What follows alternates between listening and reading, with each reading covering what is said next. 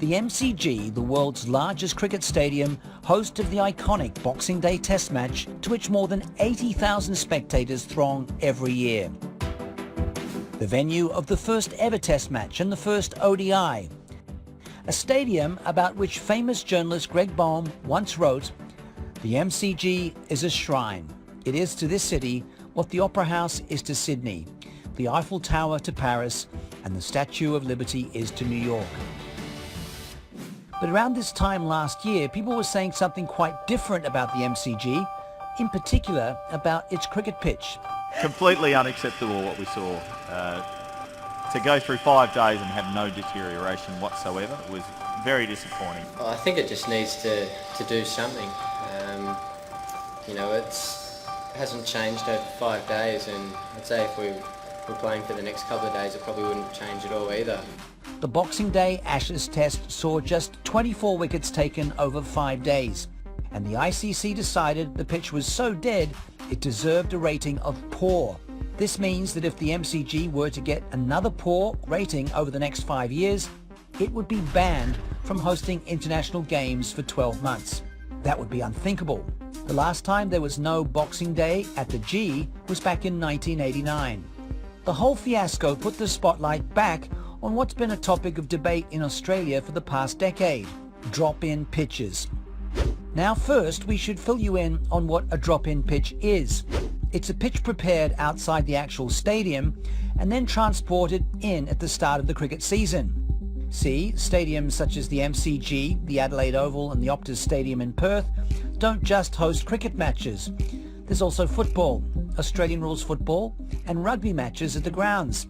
So once the ground is done hosting its cricket games for the season, the pitches are taken out to greenhouses or other grounds where they are prepared for the rest of the year. The MCG pitches, for example, are 24 metres long, 3 metres wide and 20 centimetres deep, and are made of black soil with a layer of grass on the top. They are prepared in steel frames, sort of like a cake tin. When it's time for cricket, the pitches are brought into the ground on a 30-ton customised trailer and put onto cement slabs that sit 20 centimetres deep at the G. Once the cricket season is over, the pitches are pulled up by the same machine that brought them in, and the pits where they sat are filled with sand, and then artificial turf is rolled over them, so the ground looks like one uniform circle of grass.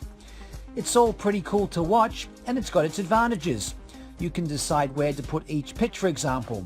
So, the best one can be put in the centre, so the Boxing Day Test is played on it. But from the time drop-in pitches began to be used in the late 20th century, there's been criticism of them. The early perception was that the pitches were too flat and took away the natural pace and bounce Australian pitches were known for, which also played to the home side strength. And everyone from former cricketers Glenn McGrath and Michael Bevan to current ones Mitchell Johnson and Ryan Harris were wooing the change. The dropping wickets certainly don't allow a lot of pace and bounce. They don't allow a lot of spin, and traditionally when you travel around Australia, the surfaces all seem to be very similar. So the hardest thing for touring teams is to adapt for different conditions. We know that in Mumbai you have red soil, go to another place you have a darker clay. They're the challenges you face. Here, we've just become too similar, and a lot of people can adapt, and it becomes slightly boring cricket, I think. The theory going around was that because the drop-ins were prepared in steel casings that held them together, they didn't crack and deteriorate the way regular pitches do. And head curator of the drop-in at the new Perth Stadium, Brett Sipthorpe, admits drop-ins do wear differently.